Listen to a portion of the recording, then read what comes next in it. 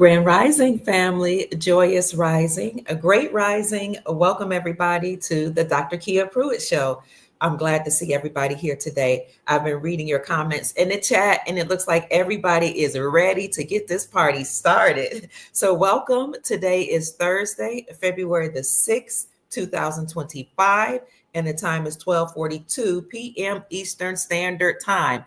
Well, President Donald Trump is doing a lot to make America great again, or as we say it, to make America wealthy again. Thank you all so much, family, for all of you that have been sending me love, email, text, intel, and even those of you who have been sending me a Cash App blessing. I appreciate you for supporting my work. So I see you all checking in. Thank you so much. I see people from all over the world, not just here in America, but people are checking in from all over the world. So welcome to all of our Canadian brothers and sisters, Australian brothers and sisters. South Africa is in the house, Sweden, people from other places in Africa. And speaking of Africa, yesterday I made a very delicious Ghanaian dish with Ghanaian yams, the white yams, the root plants about that big.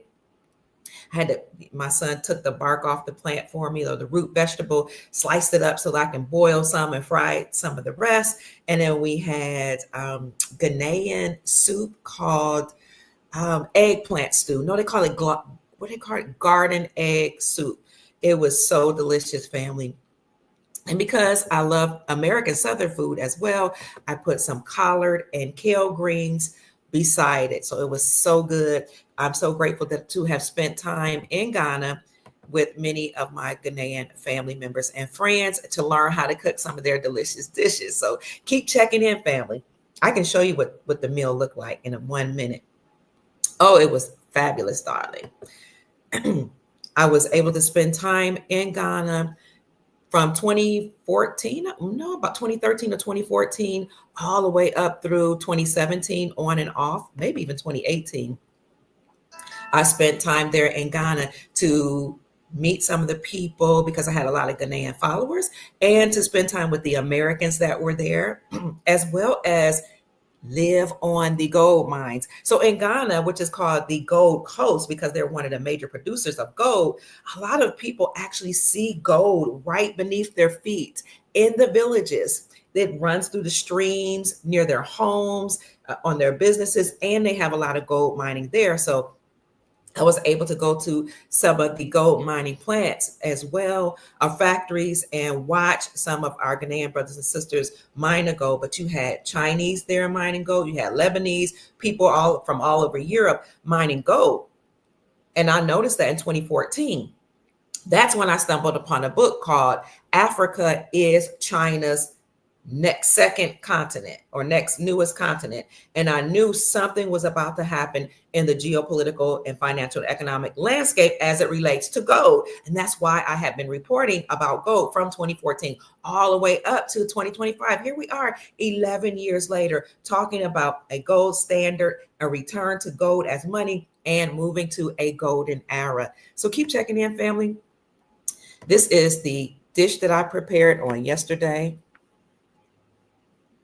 This is the yam here, the collard greens, collards mixed with kale, and I also put turnip roots. That a root is a plant in it to flavor it, as well as some seasonings and garlic, fresh onions, and with smoked paprika, because I don't eat meat. So if you don't eat meat, you can always add smoked paprika to your foods, and it will give that smoky meat flavor. Like if you like smoked ham, smoked turkey, or any smoked meats, smoked corned beef, whatever, you can add smoked paprika, and it makes it delicious. So here is the pot before I added the garden, the yams, not the yams, the garden eggs. This is what the yams look like when they're boiling. And I also showed, wait to see the finished product here. Coming along. Those are the yams. It has a little more eggplants in there. I'm going to buy some more eggplants. Can you hear me? Garden eggs. So the garden eggs are like small eggplants that grow in Africa. Can't wait to see the finished products. So that's what I was up to Coming last along. night. Those are the yams. I'll see if I can get off of that. Right. Has a little more eggplant. Just speaking about being in Ghana for a short time, I have lots of pictures with some of the children because I had adopted some children. And actually, I sponsored and adopted one particular young lady from the time she was a child all the way up to through high school. So I have strong roots of connections with Ghana. And what else did we do there? I met the king of kings, at the Akwesi Day Fair, the Ashanti King. That was beautiful. The Asante Henny. That was amazing to go to an Ashanti festival where the king is actually lifted up, and the people are carrying him, and you get to see people from all over the world just joining in the festivities and celebration, honoring the King of Kings there in Ghana and eating. And you had a lot of journalists there taking pictures. It was just a beautiful celebration. So thank you for all of my Ghanaian family members who watch me here on Facebook and Rumble and YouTube. So hello, everybody. Again, check in. Let us know where you're hailing from. I see Cincinnati in the house. Yes, I'm live today. Florida is in the house. Texas is in the house. Welcome. Haiti is in the house. All right. Autogenous power to you too, family. Who else is here? People are saying we're getting back our sovereignty. Absolutely. Washington, D.C. is in the house. Who else? Ontario, Canada is in the house. Oh, we saw some news from Justin Trudeau that just happened yesterday, which is very exciting. We also have our moderator, Love Be in a Nubian, in the house saying Grand Rising to me and to the chat. Grand Rising, sister. I see Carl, Missouri, as well as in the house. Can't wait to get to this information. Thank you so much, XX Frank Nitty. I see Nal in the house. Welcome, family. So good to see everybody. Mrs. Wood is often here celebrating this move towards the golden era, golden age.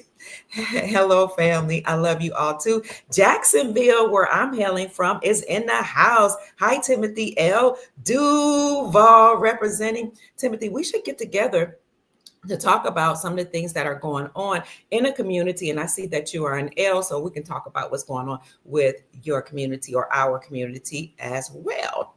Welcome. Horatio is back here in the house saying that they love the beautiful flower.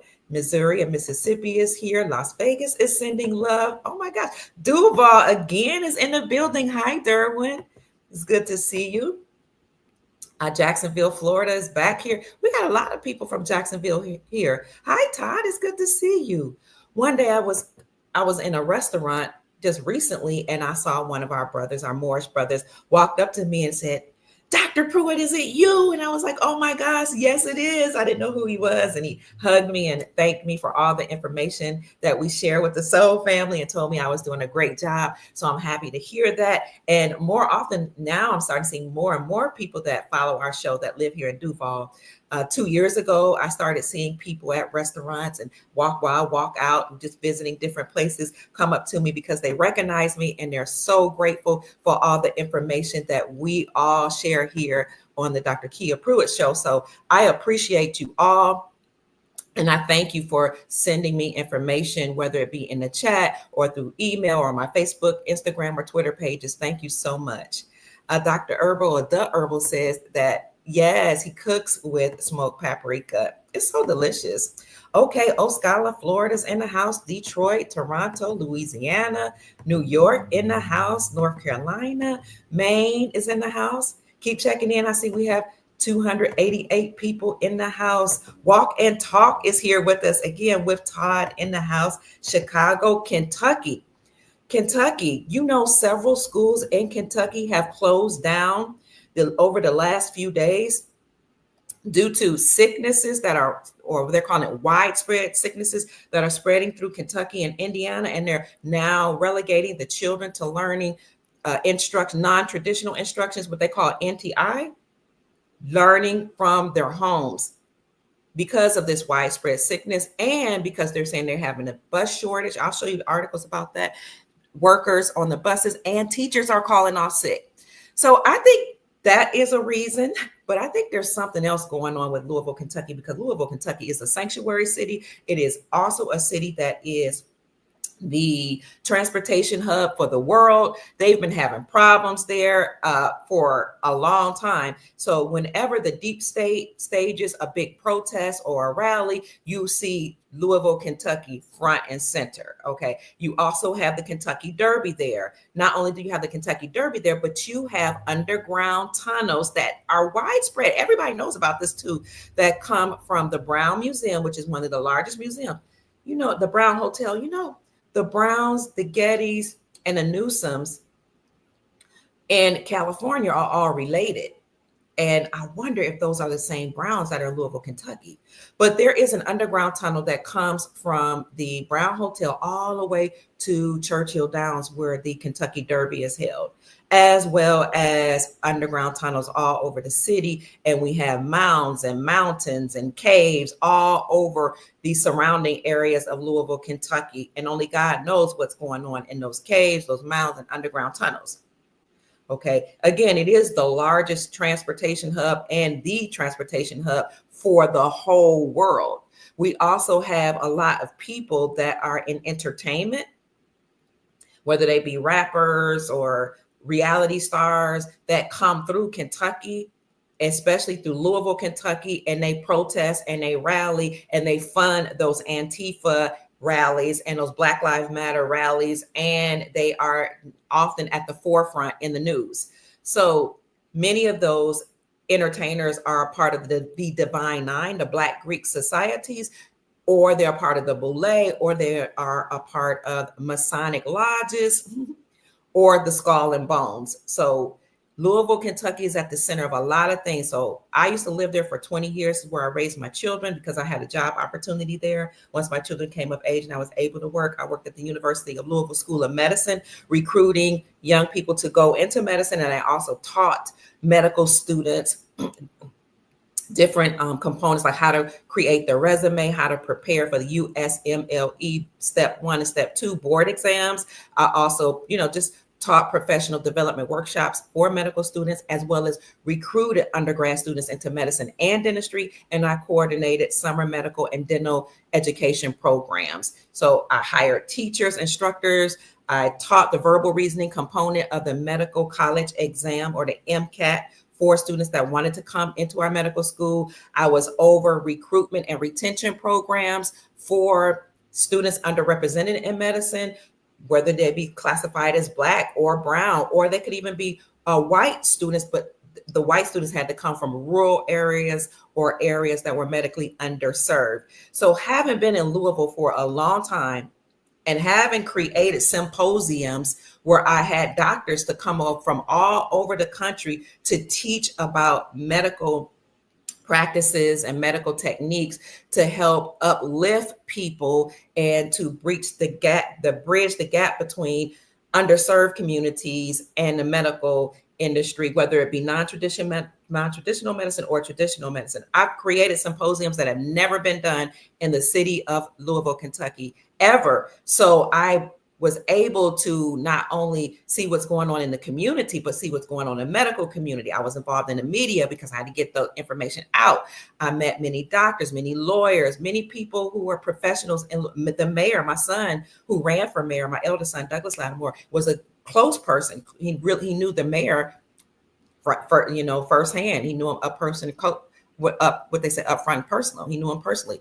So I got to see a lot of things going on there. And my youngest son is actually the godson of Malcolm X's eldest daughter, Ambassador Shabazz, who taught at the University of Louisville for a couple of years. So I got to see a whole lot of stuff. And I got to see a lot of money running through there. I had to see a lot of protesting going through there. I got to see how Louisville was a sanctuary city that was funded by the many U.S. aid programs and the Department of Justice, all this government money that went into Louisville, Kentucky, that enabled people to come from all over the world and live there basically for free and receive housing, clothing, medical, insurance, education, jobs, and education for their children. I got to see a lot. I was going to say I got to see it all. I didn't see it all because I'm not a part of secret societies. And so there was only so much they would let me see. I had to literally like plant myself in certain places. And the creator put me in places where I got to actually meet some of those protesters and screen it. And I was filming it, a lot of protests as they occurred in Louisville, Kentucky, during the 2020 crisis when we had a global pandemic, and during the Breonna Taylor marches, and then when George Floyd was unalived. I got to film it all and see a lot of it. So Kentucky is a place where a lot goes on, especially Louisville, Kentucky. If you want to know what's going on with the Democratic Party, the deep state, the Illuminati, or whoever you want to call them, the Democrats, the liberal parties, put your eyes on Louisville and see what news is going on there. So again, their schools, not necessarily the Louisville schools yet, but the Louisville school teachers are on notice, but all the surrounding counties now are closed, and the kids are at home doing non-traditional instruction, learning from a computer. They're preparing for something. And I'm going to tell you what I think it could be. So I just wanted to say that since I see Golden Arrow hailing in from Kentucky. I also see Hawaii in the house. And if I'm able to, I want to bring somebody from the kingdom, the sovereign kingdom of Hawaii, talk about how they're trying to restore their republic there. I've got to meet that person, and it was a phenomenal meeting. Hello, Apaka, Florida. Somebody says the flower is cute. Thank you. Marilyn is in the house. Michael George is here. Feathers Up family. And as always, I want to tell you all, thank you so much for all of your love and support. So what else is going on in the news? I want to continue to acknowledge you all, but I do want to get on with the news because it's lunchtime and some of you might be here just on lunch break. So we don't want to keep you too long. Oh, somebody says shopping with Temu and Shein is going to start paying the same price as Nike and Gucci for them shoes and clothes that y'all wearing real soon. Bassett says you are dynamically wealthy, a beautiful jewel. Wow, that was so kind. Thank you. Southern Oregon is in the house. Mary says a day. What'd you say, Mary? A day with Dr. Pruitt is like a day without, a day without Dr. Pruitt is like a day without sunshine. You're so kind. Fort Myers, Florida is in the house. Columbus, Ohio is in the house. And finally, Victoria says, good afternoon, family. So we'll continue to acknowledge you all, but I just wanted to let you know that President Trump is on a roll, family. I want to make sure you all can hear me here. Let me talk a little bit. President Trump is on a roll. You know that he said he would eliminate the Internal Revenue Services and create the External Revenue Services. What that means is he's going to do away with the IRS and stop taxing we the people and start taxing foreign governments and other governments. So now if people want to bring in their goods from China, Mexico, Canada, wherever, namely China, they're going to have to pay a tax that we call tariffs. And in case you didn't know, that's the way it used to be before. That's how governments would make money. They would tax other countries. They wouldn't tax the people, but we had rogue elements that were taking over our great country and our government, our republic, and creating tariffs or taxes on we the people. Crazy. For some reason, some people don't like hearing this, and they advised me that I should stop talking about these tariffs and how the republic was overtaken by rogue elements and bloodline families, but I'm going to continue telling it because this is my podcast and I'm going to tell the truth. So when you had these rogue elements that come over and usurp authority from our republic, they put tariffs or taxes on we the people. Well, President Trump said he's doing away with that, and that's why he created the Sovereign Wealth Fund. The Sovereign Wealth Fund, you can see there it's called sovereign, which means you have rule, reign, and control over your own life or your own nation, and a wealth fund, a fund that is for our country, and it's supposed to be for we the people, and it will help with future generations. So I did talk about that a little bit yesterday, or was it the day before? The Sovereign Wealth Fund, what that meant, what it was about, and why he created the Sovereign Wealth Fund. The Sovereign Wealth Fund is actually a fund that many nations, especially oil-rich nations, have. It is a fund or places.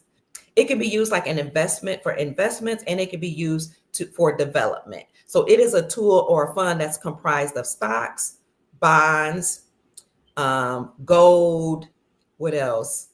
Foreign assets or foreign reserves as well, which are foreign currencies in order to work on the infrastructure here in America or develop certain ideas, certain companies, certain things here in America, but also to invest in other elements and other opportunities. So this sovereign wealth fund is something that President Trump just signed off on, I think it was a day or two ago, by creating an executive order in order to make America wealthy again instead of taxing we the people.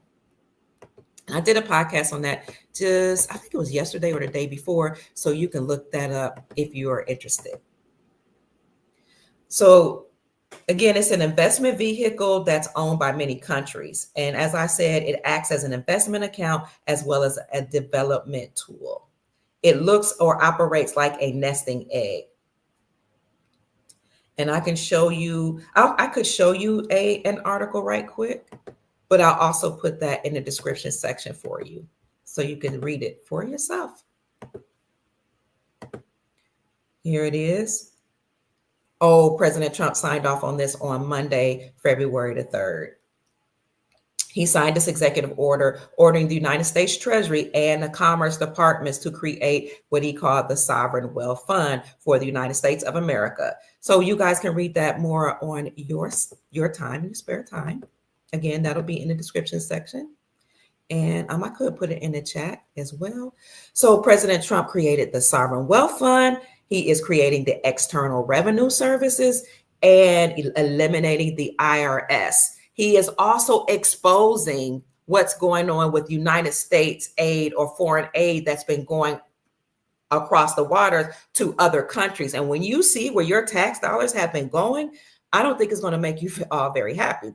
Well, a lot of these countries knew that President Trump had a report card on and it disclosed or uncovered where all of our tax dollars was coming, where it's going to, once they collected taxes from us, how they were supporting the agendas, a lot of nefarious liberal agendas abroad, like transgender programs, like sex change operations. That's where our tax dollars were going. And so many countries were saying they're not going to go along with any of Trump's tariffs because they knew that he had all this information against them. So many of the country's leaders, such as Trudeau, was saying, no, I reject any tariffs. I'm going to fight against any tariffs. I'm going to fight against anything Trump says. He's not a good person and my country's going to be okay. And no, we're not going to allow you to annex Canada into America. But the reason why he was doing this is because he knew that President Trump was about his business and he was seriously going to tax them, no matter how hard Trudeau, fought against them. But the prime minister now is saying that he is agreeing with the tariffs that Trump is putting on Canada, and he will indeed secure the border and stop the trafficking of drugs that were coming in from Canada. So Trump wasn't giving in. He said he was going to put tariffs on Canada, Mexico, and China. And the Chinese representatives and Canadian representatives tried to meet with President Trump and with the border czars here to persuade them to not be so strict with the borders and to persuade Trump to not put tariffs on those countries. But Trump said, I'm not giving in and I'm not backing up. So just recently, Trudeau agreed and conceded to President Donald Trump. And here's the article. Trump and Trudeau pause tariffs after the Canadian premier makes additional assurances on drug trafficking enforcement. So he's just bending their arm by saying, I'm not going to relent. Whereas other presidents before him just sold us out as Americans. But President Trump is doing all he can to make America great again and make America wealthy again. So both of them are pausing the tariffs, Canada and Trump in America, after Trudeau made assurance to the president that their previously announced border security measures will indeed be implemented with additional drug enforcement practices to slow down the flow of fentanyl into the United States. Speaking of fentanyl, I was scrolling on my Facebook page, and one of my friends, not a family member, but like a Facebook family friend, put up a post and said, "Pray for my brother," because the what do you call it? DoorDash person put fentanyl in his drink. So he got deathly ill, although he survived. And the hospital tested the drink that came from DoorDash that he had just drank and traced it back to the DoorDash person who delivered his food. Be very careful, family. Be very careful, because some people are just out to get us. Fentanyl is a drug that has been a serious issue that's causing deaths all across America, in every community, in the upper class, middle class, and lower class communities, so-called lower class communities, going across all ethnicities, all so-called races, and social economic stratum stratus here in America and all across the world. But Canada was just allowing the fentanyl to cross the border into our country. President Trump is saying, no bueno. No more. It's not going to be allowed to happen. So he's putting tariffs on other countries. He's forcing them to protect their borders. And he's saying, I will relent on some of the tariffs if you concede to me. And he is disclosing what's going on with United States aid. So if you haven't found out yet, or you haven't heard, your tax dollars, unfortunately, have been going to support and fund DEI programs, diversity, equity, and inclusion programs, as well as other programs here in America and across the world, across the globe. And this is why President Donald Trump is ending those DEI programs, because many of these companies were hiring people based on skin complexion or based on their gender, instead of based on their merit and their credentials. And so we see things like plane crashes. So we saw one plane crash in DC, we saw one in Philadelphia, and I told you all they could be sending codes to each other, because Washington, DC is the capital of the cabal, the deep state, the United States Incorporated, and those bloodline families, whereas Philadelphia is the capital of the Republic, or for the Republic. That's here in America, that had always stood before the bloodline families took over. Then we just recently saw a plane crash in Houston. And then there was another one that occurred, I think it was either yesterday or today. Let me see where that was. Happy 111. 11 is a portal. I see it's 111. Where was the most recent plane crash? Let me see. I sent it to my friend. Can you guys let me know where this plane crash was that occurred? I think it was today or yesterday. So be mindful when you're traveling and be safe. Use your discernment whether or not you should travel and to where you should go. So this is not anything to cause any concern or worry or anything. I just want you to be safe and be mindful. Only travel if necessary. I'm trying to figure out where the most recent plane crash was. So yet another plane crash. Pine Bluff. Where's Pine Bluff? I don't know if anybody saw that, because this came across one of my social media platforms as it's like a brief breaking news article. And then when I tried to look it up, I couldn't find it.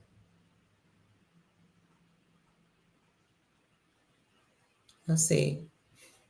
Officials investigate a scene of a plane crash in Pine Bluff. What we know. This occurred yesterday, Wednesday, in Arkansas. Does anybody know what's going on in Arkansas geopolitically or historically? What has occurred in Arkansas? The Jefferson County Sheriff's Office is currently investigating a plane crash that happened Wednesday evening at 9:03. It was published at 9:03 p.m. Central Standard Time. So just be mindful, family. I haven't heard President Trump speak out about that yet. But We know he's spoken against DEI programs and said that many of these airports and airplane companies have hired pilots and people on board who didn't necessarily have the proper credentials. So he has come down hard on DEI programs for not only just hiring people at airports and to fly planes, but people who are not necessarily equipped and certified to handle other jobs here in America. But most recently, we saw that he's also coming hard down or cracking hard down on United States aid. United States aid is a fund that funds international development. So let's go to Wikipedia and see what Wikipedia says about what that is. What is U.S. aid? I'm going to tell you where your money's been going with this U.S. aid department. So if you go to the White House website, whitehouse.gov, and type in USAID, you'll see that they'll talk about the USAID waste and abuse and how deeply this runs. The United States Agency for International Development has been unaccountable to taxpayers as it has funneled massive sums of money to the ridiculous and in many cases malicious pet projects of entrenched bureaucrats with next to no oversight. But before I did that, I wanted to tell you what USAID was or what it is. Let me see if I can find that article of what is USAID. So the United States Agency for Internal Developments is what USAID stands for. It's an independent agency for or of the United States government that's primarily responsible for administering civilian foreign aid and development assistance to other nations. It has a budget of $50 billion, and some report says more than $50 billion. USAID is one of the largest official aid agencies in the entire world, and it accounts for more than half of the United States foreign assistance. It is the highest in the world in absolute dollar terms. USAID has a mission in over 100 countries, primarily in Africa, Asia, Latin America, the Middle East, and Eastern Europe. In 2025, the second Trump administration announced sweeping changes in United States aid and their foreign programs. President Trump ordered a near total freeze on all foreign aid. Thank God. And Elon Musk, who is the head of the Department of Government Efficiency, or DOGE, announced the intentions of shutting down U.S. aid. I'm going to put that information here in the chat for you so you can read that article from Wikipedia. I didn't bring that up on the screen because I want to continue on with what's here on the screen right now. So let's go into where your tax dollars have been going. Here are only a few of the waste and abuse issues or places that your and my tax dollars were funding. $1.5 million to advance and diversity, equity, and inclusion, or DEI programs in Serbia's workplaces and business communities. $70,000 for the production of DEI musical, a diversity, equity, inclusion musical in Ireland. Why do they need $70,000 of our money to do that? $2.5 million for electrical vehicles in Vietnam. And we know that electrical vehicles are costly. They break down. They're not efficient. They take hours to fuel. It takes you days to get from one place. It took my sister a day and a half to travel from Atlanta to Jacksonville, Florida, which is only about 6 or 7, maybe less than 6 hours, because she had to find a place to power up her rental electrical vehicle that was a rental. And once she found that, she had to sit there, wait for other people and sit, because it took hours to fuel. So why are we sending $70,000 or $2.5 million for electrical vehicles in Vietnam? Thank you for the Cash App blessing. $47,000 for a transgender opera in Colombia, South America. $32,000 for a transgender comic book in Peru. $2 million for sex changes and LGBTQ activism in Guatemala. $6 million to fund tourism in Egypt. Hundreds of thousands of dollars for a nonprofit linked to designated terrorist organizations, even after an inspector general launched an investigation. Additionally, millions of dollars of your taxpayer dollars went to EcoHealth Alliance, which was involved in research at the Wuhan lab. You know what happened at the Wuhan lab where they created that sickness that shut down the world. Hundreds of thousands of meals that went to Al-Qaeda affiliated fighters in Syria. Funding to print personalized contraceptive birth control devices in developing countries. And just in case you didn't know it, what is that guy's name? What's the guy that said in order to get rid of the population in Africa, we need to create depopulation programs. And one of the best way is through birth control and immunizations. What is his name? Bill Gates. Bill Gates. Thank you. Bill Gates said that in 2012 at the depopulation Bilderberg Depopulation Program Forum. Bilderberg Depopulation Forum was held. One of them was held in 2012, and that's where Bill Gates said that we need to depopulate Africa through contraceptives and immunizations. Also, you see here hundreds of millions of dollars went to funding irrigation canals, farming equipment, and even fertilizer used to support the unprecedented poppy cultivation and heroin production in Afghanistan. And this benefited the Taliban and killed out many Americans. The list literally goes on, and it has been happening here in America and across the globe for decades. You can find this at whitehouse.gov, and I'll put it in the chat for you, but I also put it in the description section for you to read this. Thank you for saying it was Bill Gates. I appreciate that. Here you go. Let me know your thoughts on this, family. It's crazy. All the stuff we've been allowing to happen in our country.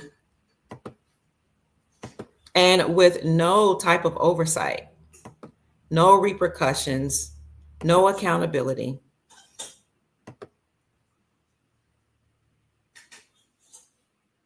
So there are other places that United States aid has been sending your tax dollars to as well. Crazy. Let me show you what President Trump said on the matter. He took to his Truth Social to speak on that. You see this here, this person, it looks like this is me. This is not me. It says Dr. Kia Pruitt. Just type this JYR, whatever this is. That's not me. That's somebody posing as me. It's crazy. It's weird. All right.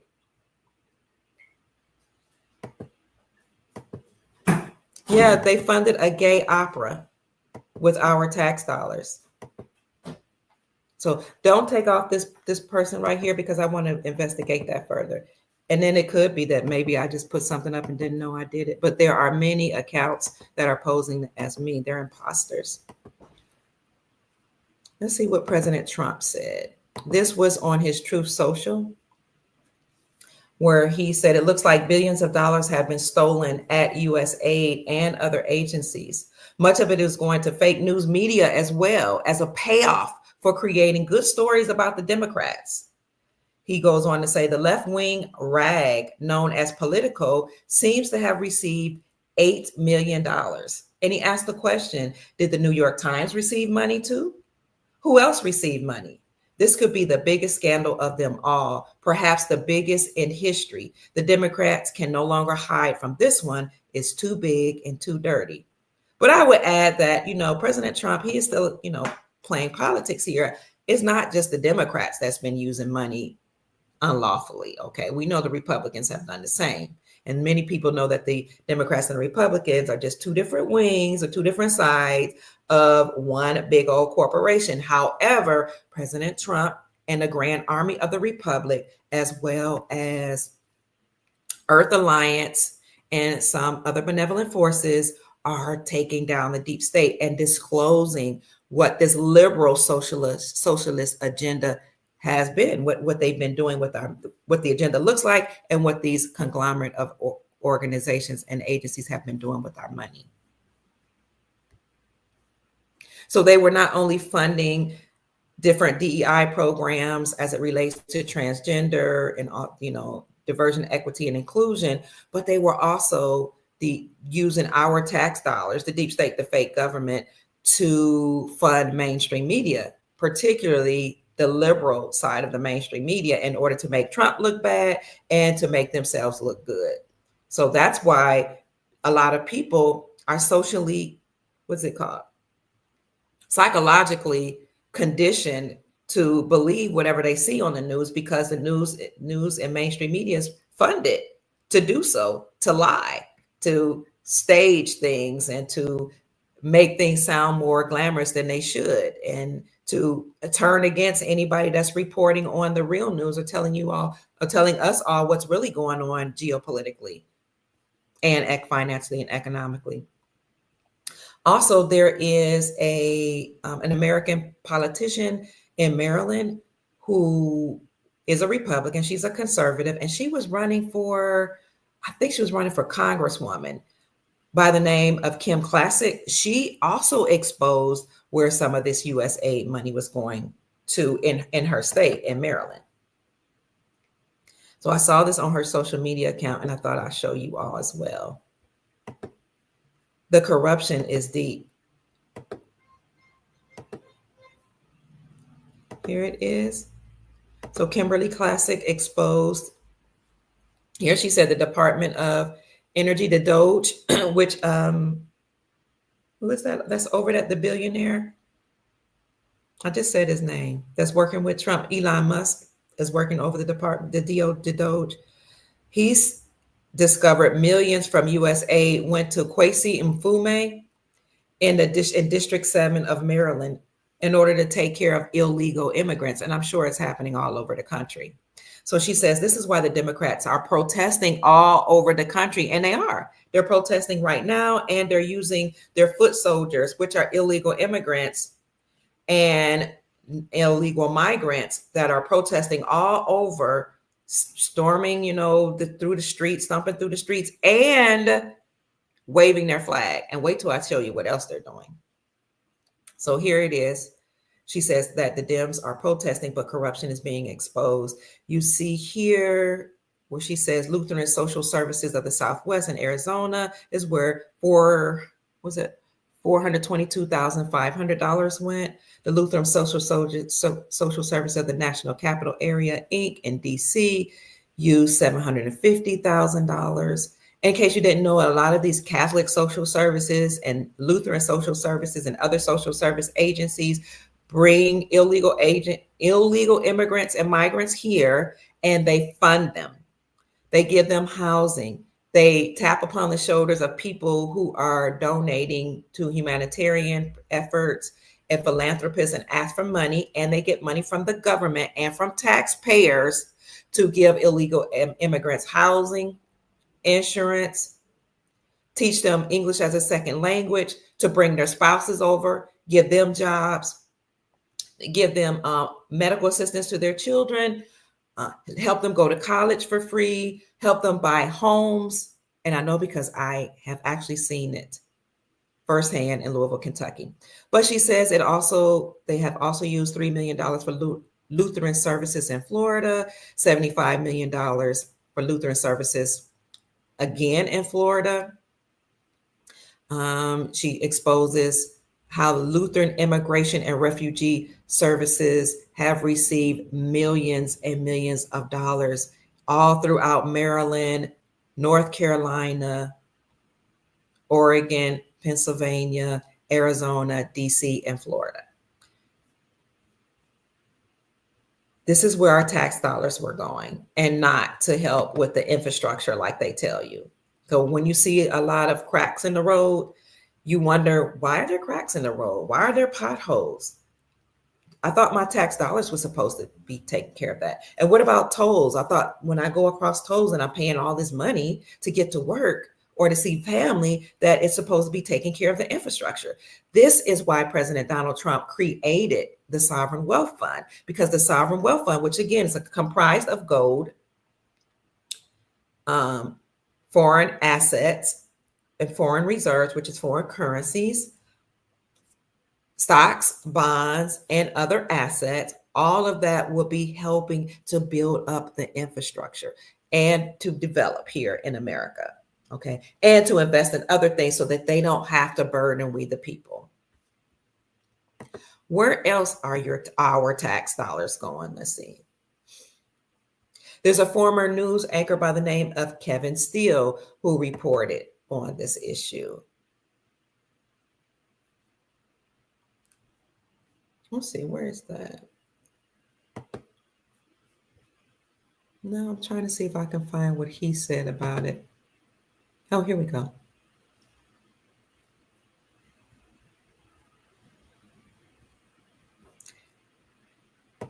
Kevin Steele and somebody else by the name of Ron Green. I found this on their Facebook page, and I did fact check and see if this were true. And of course it is. And he says, well, what have we here? Take all the time you need to process where your tax dollars have been going. The White House released more projects that you paid for with U.S. aid, the wasteful, unaccountable government agency that has been dismantled by Doge and Elon Musk. Here's a look at where your tax dollars have been going. $7.9 million to teach Sri Lankan journalists how to avoid binary gendered language.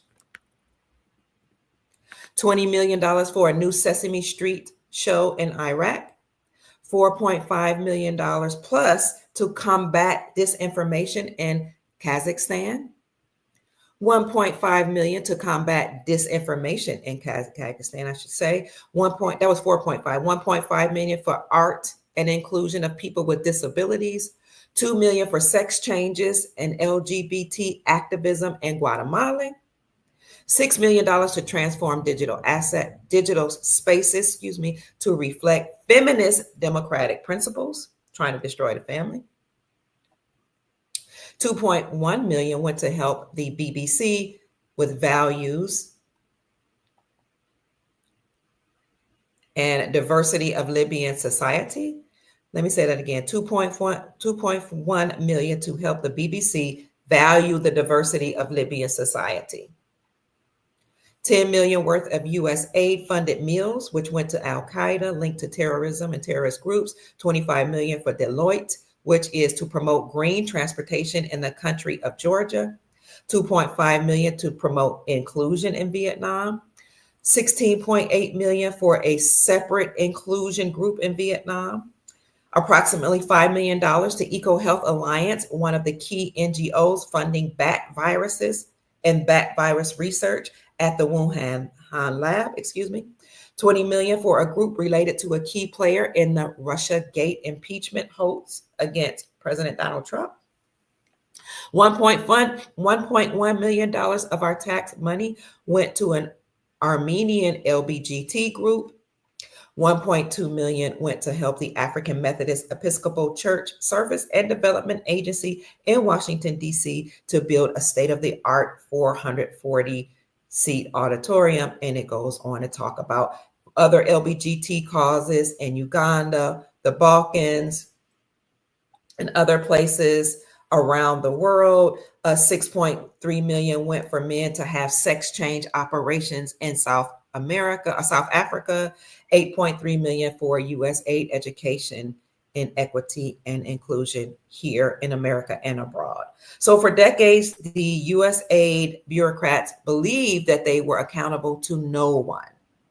But that era is over as President Donald Trump is discontinuing all this wasteful spending, as well as downsizing the government. So he's keeping his promises.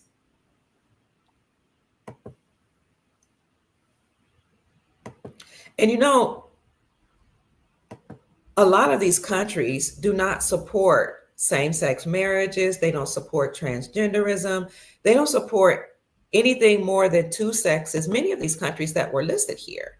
And they support traditional marriages.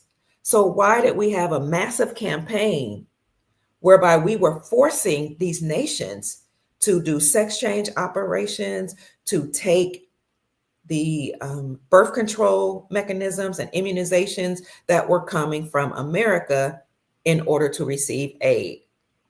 Now that President Trump is putting a halt on that, you actually see people from different countries doing two different things. Some of them are in their countries crying because they don't have some of the money being funneled through some of these art programs for fun that looks like it's just for fun, but really there's an agenda behind it to, make these people accept alternative ways of life. And some of them are upset because now they can't work in these agencies that were funding these diversity, equity, and inclusion programs. And then you have others who are taking to their social media platform that say, hey, we've been saying for a long time, our governments here in South America, here in South Africa, here in other parts of Africa, here in Central America, we've been saying that the governments, the presidents, and government agencies and agents, as well as CEOs, were a part of large-scale corruption.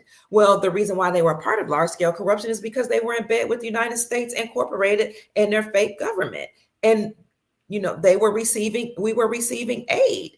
That money wasn't going to we, the African people, the people in Africa are saying, it wasn't going to South and Central Americans to buy food, to grow vegetables. So why are we crying? Why are we upset? If we want to end corruption, they're saying on their social media platform, we have to reject aid and take care of ourselves. So I'm glad that people are waking up and, actually taking to their social media, because a lot of people abroad said we don't want foreign aid if we have to agree to the United States agendas. But now people are taking their social media to their social media accounts and helping to wake up people in their countries and saying it's okay to reject this aid. We have gold, we have silver, we have rare earth minerals, we have oil, we have coal, we have the resources, and we're smart. We can practice medicine in our own countries, not only practice conventional medicine, but a lot of places like Ghana have non-traditional herbalists and priests and priestesses who know how to address ailments without using conventional medicine. Why can't they use their own medicine, their own herbal practices? I'll tell you why, because a lot of people that are receiving foreign aid there will tell the people in their nations abroad to not go to the herbalists or the witch doctors or to the elders that have non-traditional medicines and herbs, because those people are allegedly nefarious, is what they'll tell them. Anything that's traditional to you and non-Christian and non-American is something you shouldn't seek, is what some of these country leaders would tell the people. But now what's interesting, at least that's what I found when I traveled abroad, when people get deathly ill, they will go to those priests and priestesses and the so-called witch doctors, because they have the herbs that are indigenous to their countries that they've been using for millennia, and it was passed down from generation to generation. But if you want to be a Christian or a Catholic, I don't know about being a Muslim, but many of the Abrahamic faiths, if you proclaim to be them, you're not allowed to go to your traditional healers. You have to sneak and do it. And I also saw people that wanted to become wealthy overnight, or that were praying to come to America for opportunities. They would go to the elders, the traditional elders and the so-called witch doctors, and they would pay, certain money and ask for, readings or rituals to be done so that they can become wealthy overnight. So people will move according to their agendas. But now they will be forced to go to their own healers. And if they go to traditional doctors, they will have to fund themselves. But the countries can't afford to do that. Trust that. So while some people understand and understand what's going on, You have people in America that are saying it's not fair. We shouldn't be cutting off aid to these foreign countries. We're supposed to love all people and we're supposed to take care of all people. But it comes a time, and it should always be, where you practice self-preservation first. My daddy taught me that. He said, Marie, self-preservation is the first law in nature. Stop putting yourself on the back burner. You come first. Take care of your health first. You drink water first thing in the morning. You drink plenty of water. You get plenty of rest. You eat live fruits and vegetables. He was a vegetarian. He was actually a vegan. He didn't eat any meat products, and he ate mostly raw fruits and vegetables. So he said, you walk. He was an avid runner. He broke many records running. You walk, you run, you exercise, you get plenty of rest, you go out in the sun and let the sun nourish your skin. You do whatever it takes to preserve yourself. And that's where I first learned that I had to take care of myself from my daddy. Keep telling people men are important in the family. You got to have these relationships with both the mom and the dad. You got to make sure the children have a relationship with both the mom and the dad. My parents were not together, but my mom made sure my dad was in my life. I spent many, many days, weeks, summers with my daddy and my dad's side of the family. And that gave me balance. So just like self-preservation is the first law of nature, you have to put yourself, your family, your community, and your nation above any other people, because you cannot sufficiently give out if you haven't poured into yourself. I said this before. We know about the scripture that says, my cup runneth over. But what's in the cup is for you. The resources, the money, the assets, the wealth, that's for you. That's for your community, your family, your nation. Hence the reason President Donald Trump created the Sovereign Wealth Fund. And by the way, my cup says Family Wealth Legacy, and I am selling these cups. I'll have to put a link on my YouTube channel. I have my daughter-in-law to create this. So Family Wealth Legacy is important.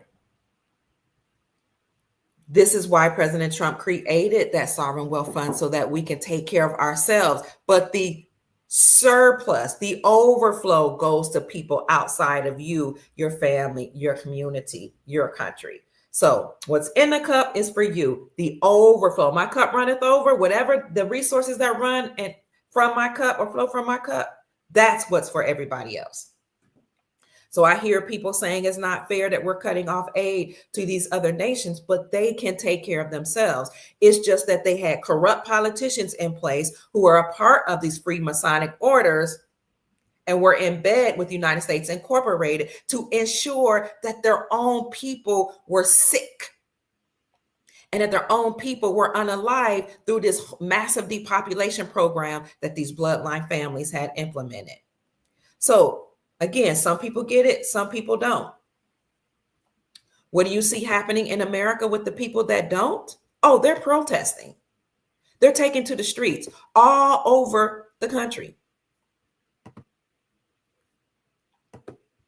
They're taking to the streets, protesting and waving their flags from their different nations. And it's interesting to me because I would think that you wouldn't want to wave your own flag and protest here in America, because you're showing where your allegiance is to. If your allegiance is to America and you are anti-Trump person and you're anti-illegal immigration, anti-unlawful migration, if you're anti all that and you're waving your flag, you're saying to me your allegiance is to your country. So I don't understand this decry against the President Donald Trump and his administrative policies to deport people back to their country. He's not dropping them off in the middle of a desert. He's saying go back home from whence you came, because you came here illegally. If you do something that's unlawful or illegal and you haven't gone through the proper channels, that's a crime. If you commit a crime, you have to deal with the consequences. And I hear people say, you shouldn't have to sign certain documentation. You should be able to travel freely. Okay, are we allowed to travel freely to your country and absorb all your resources, take your jobs? Are we able to do that and get all the money and wealth that we need to enrich ourselves? Now, at some point, we will all be able to travel freely, but at first, to begin with, we have to take care of our house and set our house in order, because you're not just going to run through my door. You're definitely not going to come bursting through my door, waving your flag or bringing your ways, your behaviors, any of that into my house with no rules, no order, no structure, and tell me how I'm going to operate on my land and my home. You must be out your mind. Protesters across the United States decried Trump's administrative policies. The rallies were a result of a movement that has organized online under the hashtag Build the Resistance and 50501, which stands for 50 protests, 50 states, one day. Democrats gathered in cities across the United States on Wednesday, yesterday, but I've seen it happen all week here in Jacksonville, Florida, to protest the Trump administration's early actions, decrying everything from president's immigration crackdowns to his rollback on transgender rights and a proposal to forcibly transfer Palestinians from the Gaza Strip. They're protesting all this. Protesters in Philadelphia and at state capitals in California, Minnesota, Michigan, Texas, Wisconsin, Indiana, and beyond waved signs denouncing President Donald Trump and billionaire Elon Musk, the leader of Trump's new Department of Government Efficiency. And they're protesting against Project 2025, which is a hard right playbook for America's government and societies. One person says, I'm appalled by democracy's challenge in specifically the last 2 weeks, but it started a long time ago, Margaret Wilmoth said at a protest outside the State House in Columbus, Ohio. So I'm just trying to put a presence into the resistance. And you'll see all over America, these billboards or these cards that they're holding up all say the same thing. They'll say, they're anti-Trump. They'll say no human is illegal and other things, or I'm not going home. I help to support America. And this is how you know that they all receive some type of notification. Some agency, some corporation, some company here in America in all 50 states got the memo to rally the troops, to get everybody together that are here, some lawfully and some unlawfully or illegally, that are protesting and taking to the streets saying they're not going home. I wish somebody would come through your house, burst in your door illegally, and then tell you they're not going home. We'll see how that goes. So they're not just rallying and protesting and, marching through the streets and holding up their cards and waving their flags. Many of them very peacefully, I have to say. Some of them blowing horns or speaking through bullhorns. I haven't seen it get out of hand, but I've seen them do other things other than just rallying through the streets. Are you ready for this? Somebody actually captured some of them in Los Angeles, California, burning the American flag. How audacious, how bold, how weird to burn the flag of the United States of America. Even if you did not support what President Donald Trump said, you're on our soil burning the American flag. Here it is. Kevin Steele, who is a former journalist, reported, and a traditional journalist reported, this is what protesters think of America. Anti-ICE demonstrators burned the American flag in Los Angeles last night. Let me see if I'll.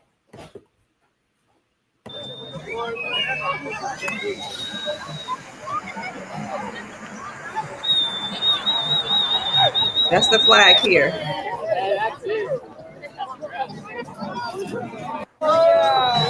So you see different people waving their flags, but burning the American flag.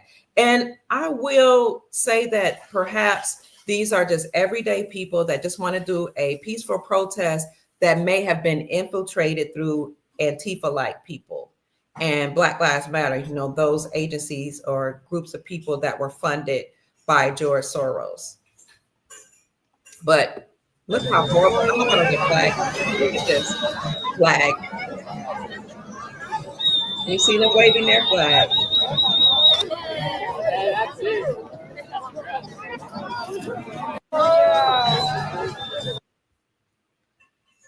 It's really egregious. It's unfortunate that this is happening on our turf. Absolutely. Divine Abundance says, what the F? They need an immediate ticket home, Zuri says. Thank you, Zuri. I agree. No, yeah, even so-called white Americans or Caucasian Americans don't want people here in America. Barbara Pittman was saying, taking over the resources. None of us do. Oh, wow, Ivana, I didn't know that. Ivana says the American Bar Association is built on democratic laws. Absolutely, because the people that passed the British Accredited Registry must know, some of them don't know, that their allegiance is actually to the British Crown, and that's why they had to pass the bar exam. Anquifa, Joe says, he calls him Anquifa. So I don't think we should permit this, the burning of the flag, to happen in our country. I asked myself, isn't this illegal? I thought it was. So it used to be a crime to burn the American flag, according to 18 U.S. Code 700, but it isn't anymore.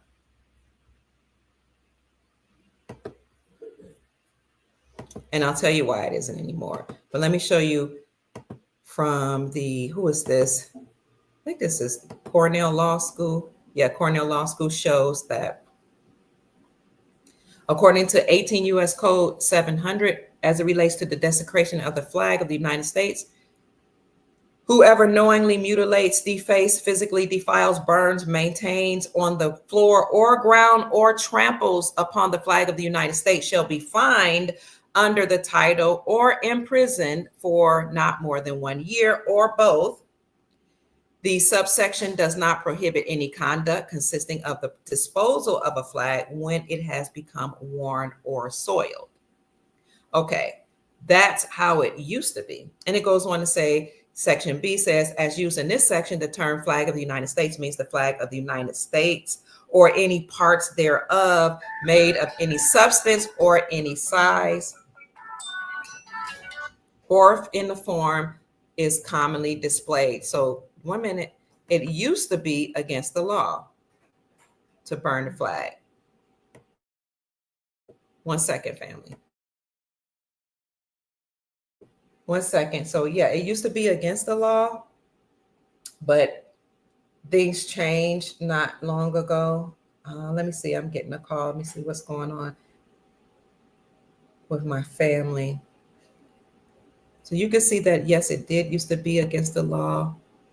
And I'm going to show you why it isn't now. Share your thoughts, family. So according to my research, on June the 21st, 1989, in a controversial case, Texas versus Johnson, let's see, the Supreme Court of the United States voted 5-4 in favor of Gregory Lee Johnson, the protester who had burned the American flag.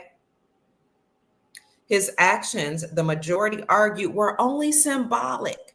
It was symbolic speech, political in nature, and it could be expressed even at the expense of our national symbol and to the affront of those who disagreed with him. Crazy. So now, ever since 1989, as of June 21st, in this Texas versus Johnson ruling, you can legally burn the United States flag.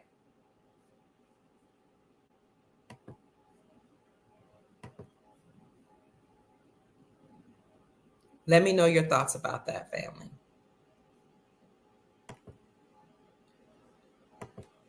I'll come on the screen in 1 minute. Denmill says President Trump said that the ones that burn our beautiful flag will have consequences. Good, good. Joe Organ Bubble says burning a U.S. flag here should be a crime like public treason. Naw says, Naw 210 states, I rode past Potomac River and they got a lot of the exits still blocked off from where the people can actually publicly watch the planes take off. And you said the public parking lot is shut down. So for those of you who don't know, he said he rode past the Potomac River last week. The Black Hawk military jet collided with American Airlines. And once it crashed, the planes went down into the Potomac River, into the freezing waters, reports state. So the Potomac River, Potomac is an indigenous name. Hawk is a religious word. It was a Black Hawk military jet. One of our maiden names on my mother's side is Hawkshaw. She was indigenous to the land, Hawkshaw. All praises and reverence to Janie Hawkshaw, my great grandmother. So this Black Hawk plane collided with the American Airlines. You saw many numbers come up, 13s and 33s in that report. So you know that there was some type of coded messages that the elites were sending to each other. And it happened in Washington, D.C., which is, by the way, the capital of the deep state or the United States government. Different from the capital of the republic, which happens to be Philadelphia. So you know they were sending codes to each other. For a Black Hawk military plane to actually collide with American Airlines is very telling. And then you look at who was on the plane. You know that these people don't mind having any type of casualties of war. So we're sending our prayers and our thoughts out to the family. And we're praying that all of this comes to an end, this war that we see happening here in America. Thank you for this. So tell me what you guys think about this, family. Someone says, please, Love Nubian is the moderator of the chat. She says, please pray for Pamela W. Keep her family in prayer. She lost her son. Yeah, Pamela is one of our supporters here on the show. Oh my God. I will pray for her. Can you tell her to email me, please? Thank you so much, Love Nubian. Family, please pray for Pamela W. She supports the show. She sends love. She sends articles. She may have even sent financial gifts. And she's often here just sharing in the chat. So, gosh, I didn't know her son had passed away. And anytime something like this happens to one of us, it really affects us all because we are one. It's a not basic, but it's a universal principle that we're all one. It's called the law of oneness. Everything in nature is interconnected. People, animals, insects, nature, we all came from source. Source is embedded in each of us and all throughout our genetic codes and DNA. And when we transition, we go right back to source. So thank you so much. Wow. Larry Flint owned a Hustler magazine and used the First Amendment to make pornography legal. Oh my gosh. Thank you, Ivana. We have to get rid of pornography because it's destroying traditional marriages and families. And I'm hearing this from men who are like over male ministry. A lot of men in ministry suffer from, this addiction to pornography as well, because it's so readily available. It used to just pop up on your computer, probably still does, if you don't have, antivirus where it's all across your cell phone. It's just so readily available. I didn't know they used the First Amendment to do that. Mark says that the flag they're burning is the corporate flag. Yes, I do understand that. They still, in my opinion, should not be allowed to burn our flag, or the corporate flag here in America, not until we completely, never but we need to completely eradicate the deep state, the corporation, etc., and then usher in our republic. But anybody that's on somebody else's turf burning their flag, the rallying cry, the banner that the military waves in order to rally the troops and energize them, empowerment them to go fight. Anybody that burns that down, the emblem that represents their government, whether it's a real government or fake government, on somebody else's turf, should have immediate and swift consequences, in my opinion.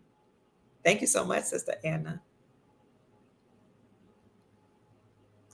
Absolutely. Melanated one says, well, time for our original flag, because that was the corporate flag. Plus, we'll have to add the 51st star to our new flag. I hear you, Melanated. I appreciate all of you for your input. Dane Calloway did a great analysis of the crash. Zuri Green says, oh, we have to find that. Thank you. I did an analysis of the crash, but I'm sure his is very much so detailed. So if anybody wants to see it, Dane Calloway has a channel called I'm Just Here to Make You Think on YouTube. That crash was part of the Super Bowl ritual, Mark Doherty said. And I suppose the reason Mark is saying that, the reason I ain't saying that is because the Super Bowl that will be held, is it February 9th? I think in this 3 days will be the Chiefs against the Eagles. And of course, we foretold that, we said that's what was going to happen during the whole time you saw the football playoff. We said it's going to boil down to the Eagles against the Chiefs, because the deep state represent the Eagles. The Eagles is the symbol of the Roman Catholics, or the Roman dynasty? The dynasty of Rome.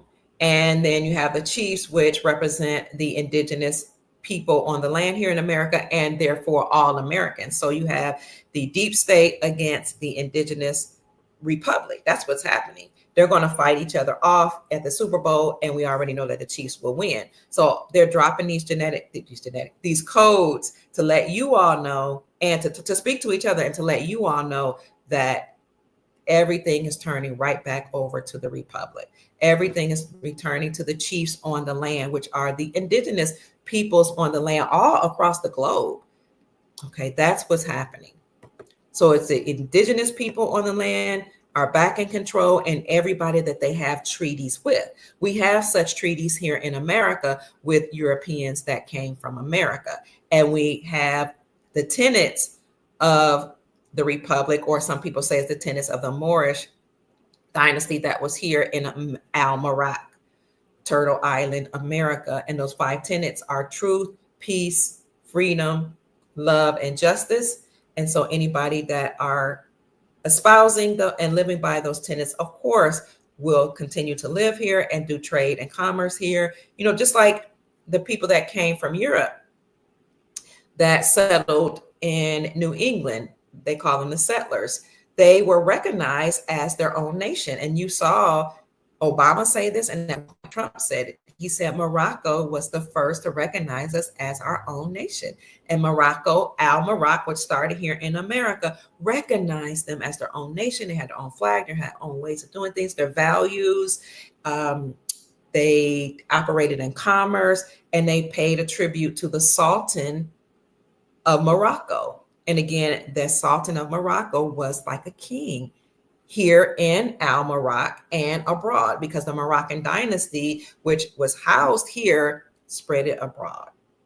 This is why presidents and the colonists or settlers paid a tribute for allowing them to be here, or paid them, different type of tributes for the treaties that we had together. So everybody would be okay that's here in America, but we had to take down the deep state. The deep state, the bloodline families that coalesced against the republic, you all know this, incorporated themselves in 1871 as a nonprofit religious organization in Delaware. And the eagle was their symbol, because the United States Incorporated is just a new extended version of the Roman Empire. So that's why you're going to see them play off the Eagles against the Chiefs in the Super Bowl. So we discussed how President Trump created the sovereign wealth plan, how he's created tariffs, how he's using the tools of the deep state, which are the executive orders, against them to dismantle them and totally obliterate the deep state, as he had been saying when he was on the campaign trail that he would do. He's also utilizing the tariffs or the external revenue services to tax other governments so that he won't have to tax the people. And he's doing away with the IRS or the Internal Revenue Services. So family, so many wonderful things are happening behind the scenes. And that's why you see a lot of people protesting. He's also securing our borders. He's making sure that people do not cross over into our country here unlawfully. And I've shown you the articles, and I did a podcast where Biden and the Biden administration admitted to flying over more than 320,000 unlawful illegal migrants into the nation. But there are more than 11 million unlawful people here in America. And when you have more than 11 million people here that are taking jobs and welfare benefits and food stamps and houses, it takes away from the people that are American, and is not fair.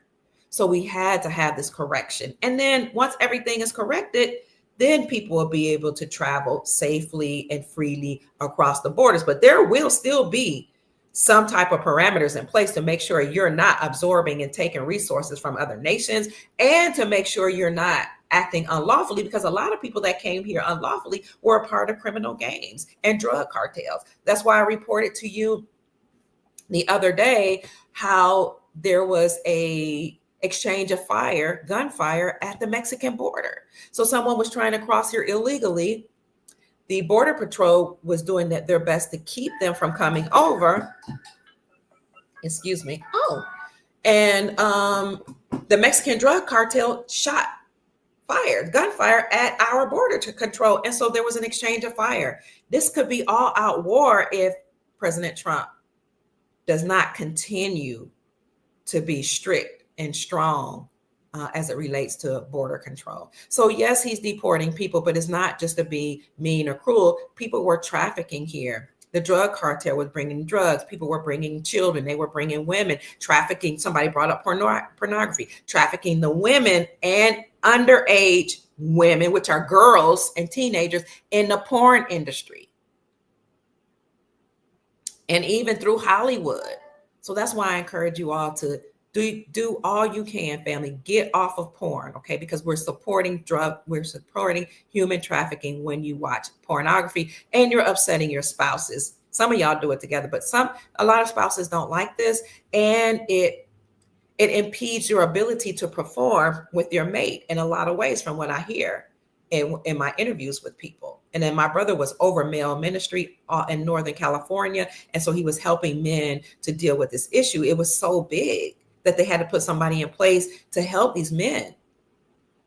And I know some women are addicted too, but I'm just bringing this up.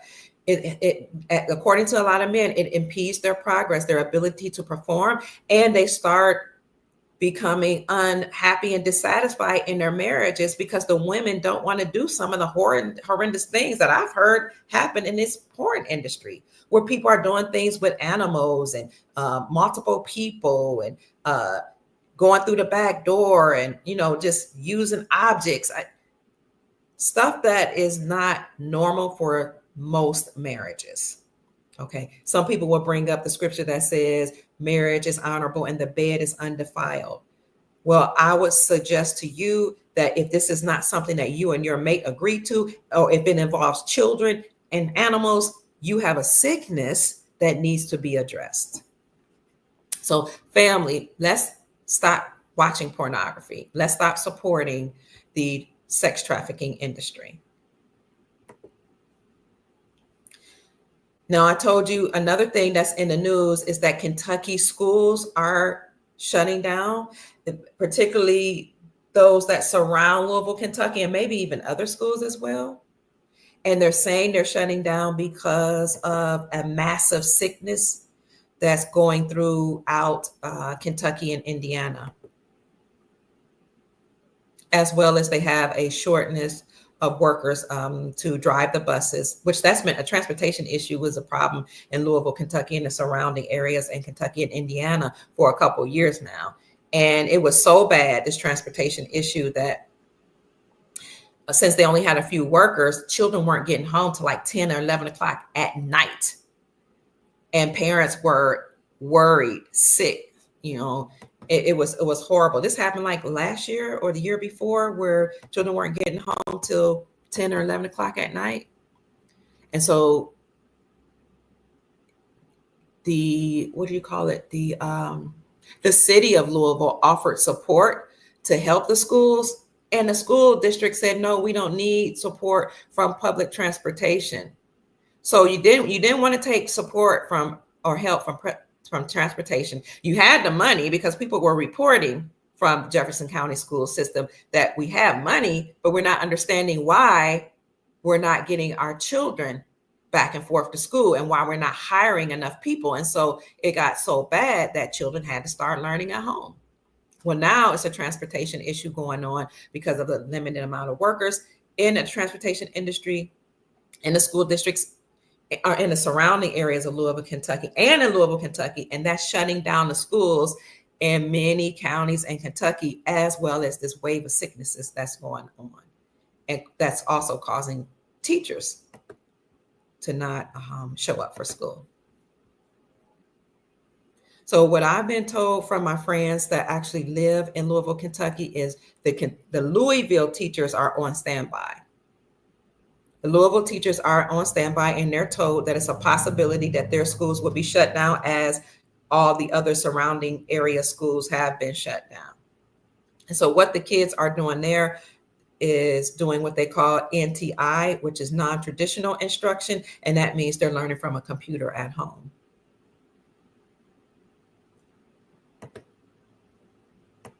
I'm going to show you this article that says several districts in Kentucky have shut down their schools.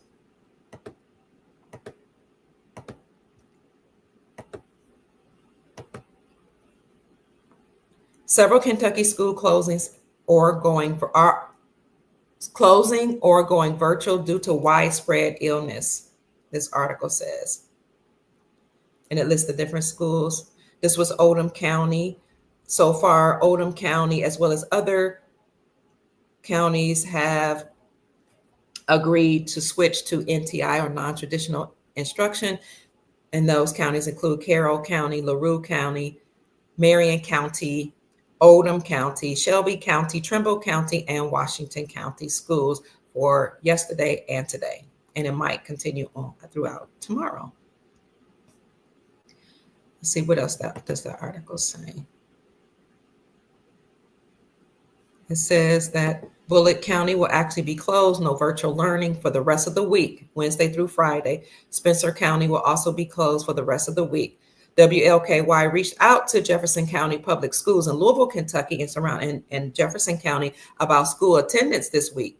Officials said there was an 84% attendance on Monday, 88% on Tuesday. So they said the average was 90% or more as of yesterday. But this morning I talked to, a teacher in Jefferson County, Louisville, Kentucky, and she said that they're on standby because they're saying their schools may be closed down as well.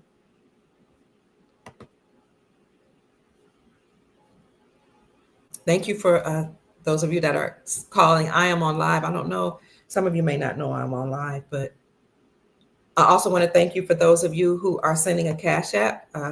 I can hear you, but I'm not able to acknowledge you right now because I want to get through the podcast. I will in a few minutes.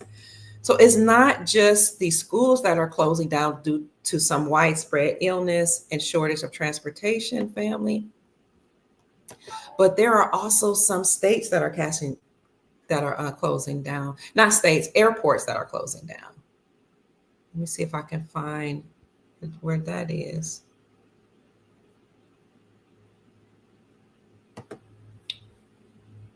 Some airports in New York and New Jersey. Have you all heard that? Let's see if I can find that for you.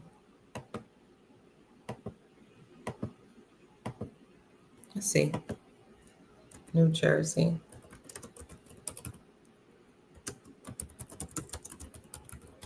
So New Jersey airports and New York airports are closing down due to inclement weather. I had it somewhere listed up here, but I don't see it.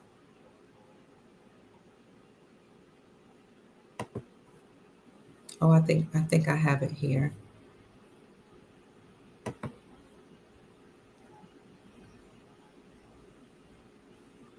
Somewhere here, family. Let's see.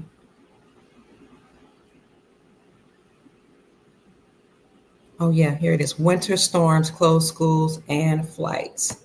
Here we go.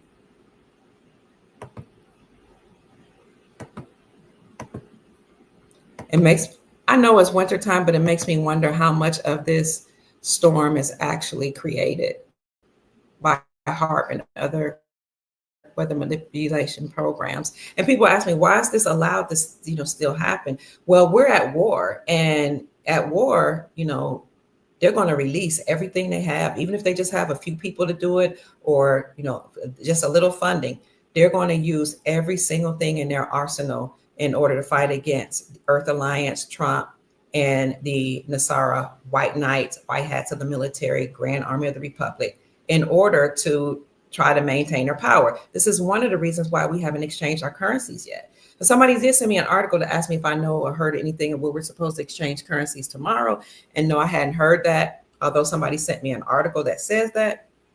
No, I hadn't heard that, because you have to dismantle the bad people in power first, because if you don't get rid of the corruption, the people that remain in power will just steal your money and re-empower themselves. So we have to have a total destruction of the deep state, the fake government. Now, we know that actually started with the Supreme Court of the United States overturning the Chevron doctrine.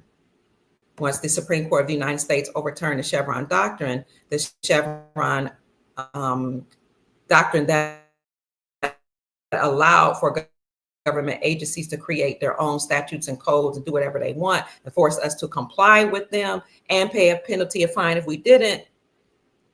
Now the Supreme Court is saying they're not allowed to do that. And in fact, those acts were treasonous and unconstitutional. So those government agencies, and I have a list of 441 of them, have to be reorganized and or dismantled. So most of them will be completely dismantled. That's why Trump said he is downsizing the government.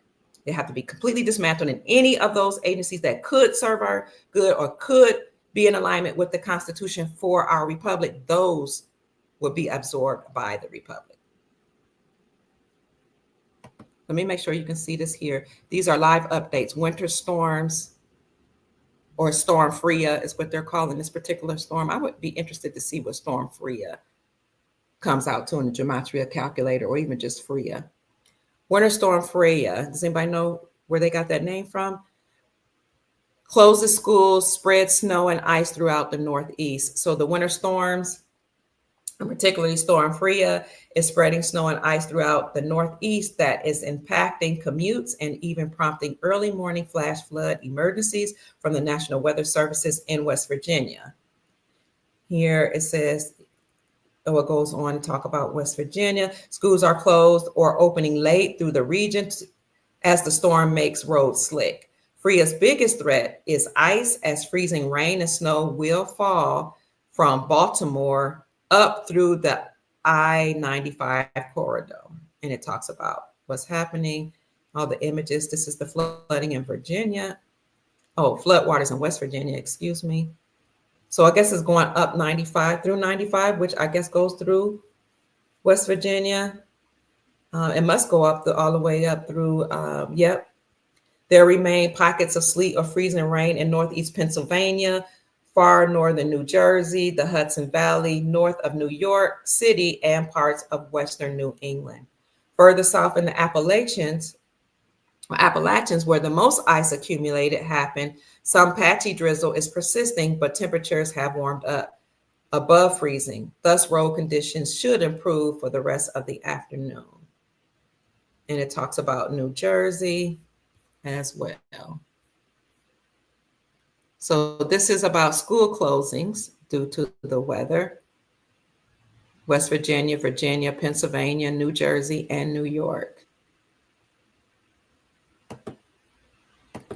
And again, it could be that the deep state is fighting back by using weather manipulation. Who knows? Or maybe I don't know, maybe the good guys are using it. I don't know. But the storm definitely is here, and President Donald Trump is cleaning house. And then I wanted to show you that there were some airport closings as well. There we are. Or delays, I should say. Delays. Maybe I should say flight delays. And I'll show you that here.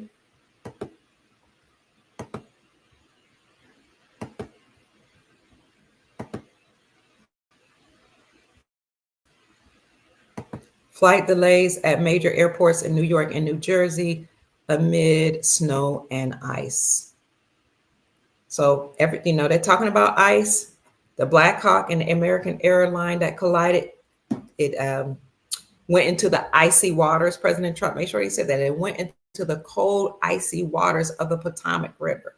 So you see a lot happening that's being frozen on ice. You see frozen, you see ice, you'll see that coming out in the news. So keep your eyes open. Just know that the deep state is on ice. All of the government agencies that were overturned by the Chevron doctrine, they're on ice. All these policies and procedures, they're on ice. The police department, all across the Americas, they're on ice, many of them. And you'll see articles that support my claim that says that police departments nationwide are shutting down. And the duties of the police departments are being transferred to the sheriff departments. Why? Because the police department they're comprised of a brotherhood, secret society members that are policy enforcers connected with the United States Incorporated and all these bureaucratic agencies that the Supreme Court of the United States just overturned.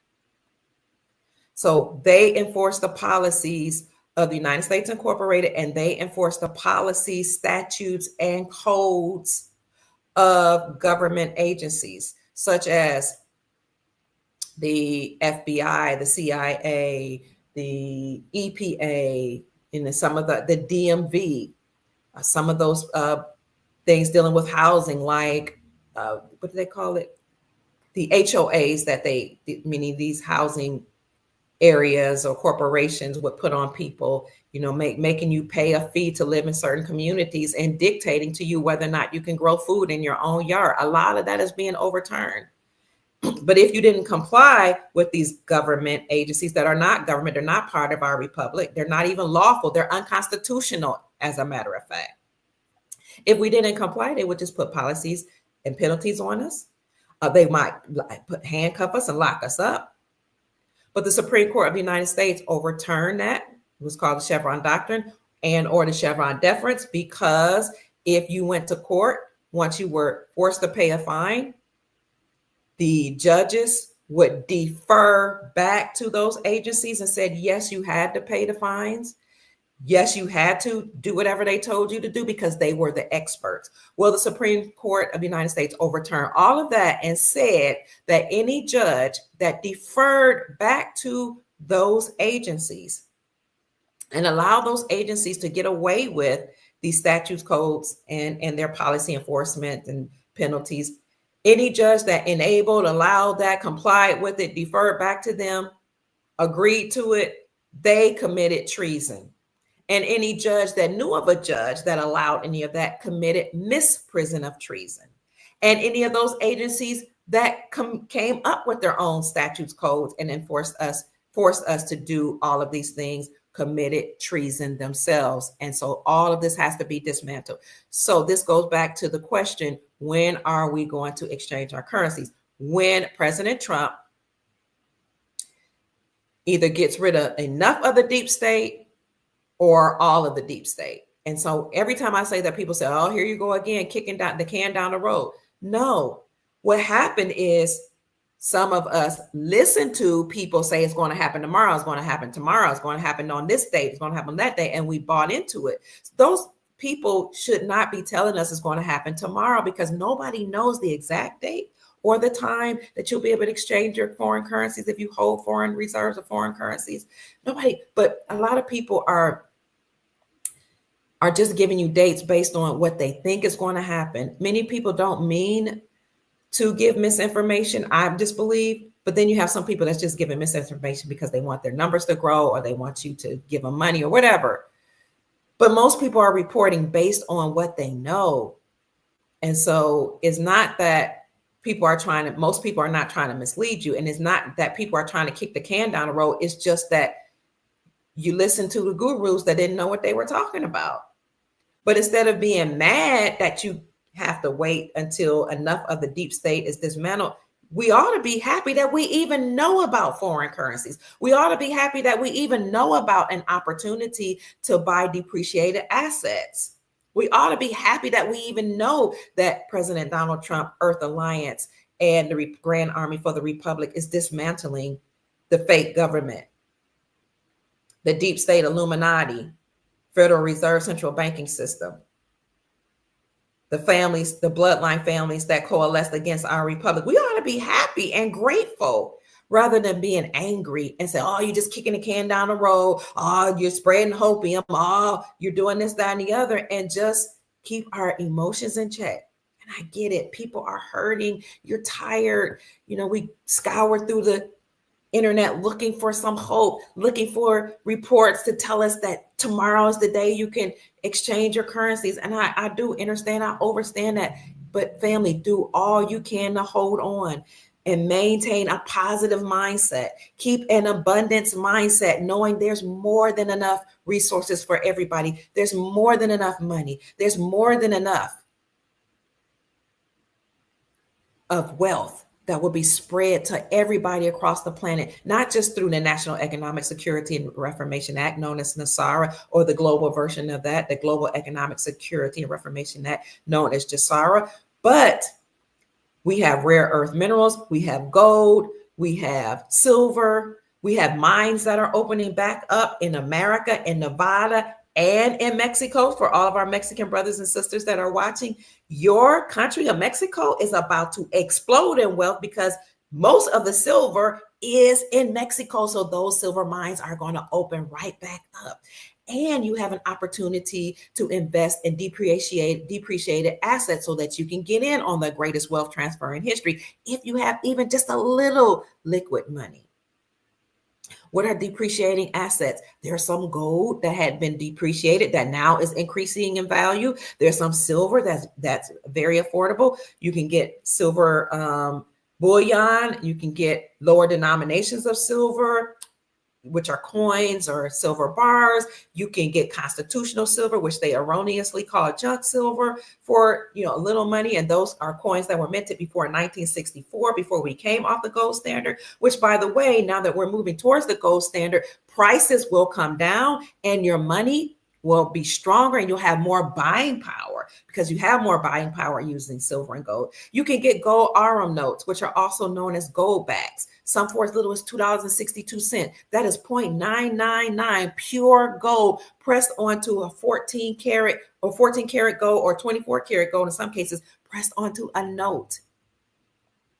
You can buy those, like I said, for as little as $2.62. Where do you go? Look up online gold dealers, jmbullion.com, sdbullion.com, APMEX, APMEX.com, which, by the way, is a company that rented a top floor of one of Trump's towers in the was it 1900? They rented the top floor of Trump's tower and paid 32 ounces of silver to Trump a while ago, way before he was president. So you have APMEX,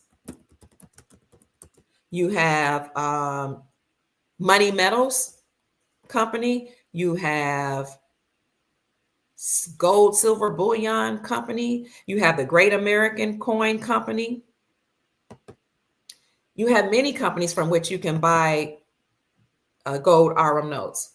What else are depreciating assets? Real estate. Thank you for the Cash App blessing, family. And I am going to acknowledge you. Thank you so much. God bless you. Have a smile on you. So the real estate market is taking a downturn right now because BlackRock, State Street, and some of these other companies that have bought up a real estate during the pandemic because people's homes were being foreclosed upon. They bought up all these real estates. They bought up all these apartment complexes, and they increased the rents. And now people who had lost their homes through foreclosures or they just couldn't pay the mortgage anymore, now they had to rent and pay these exorbitant rent prices. Then through the years, the rents just kept going up and forced people onto the streets, people that have jobs even that can't pay rent. It's egregious, I know. Well, a lot of these companies are now in trouble. They're not telling you that some of these companies like BlackRock, State Street are filing for bankruptcy. They're filing bankruptcy. Some of their assets are being liquidated and they're laying off people. Zillow is another company that bought up a lot of real estate. Well, now that people can't afford the rent, they're dumping the houses back onto the market. And Evergrande, which is the largest real estate company owned by China, had bought land, farmland, apartment complexes all throughout the country here in America. They filed for bankruptcy a couple years ago and they were forced to liquidate their assets. So now you have even more real estate being dumped onto the market. What are you saying, Pruitt? I'm saying if you have any liquid money, then you can actually buy up depreciated assets. You can also buy into digital assets. XLM, XDC, XRP. You guys can name them in the chat.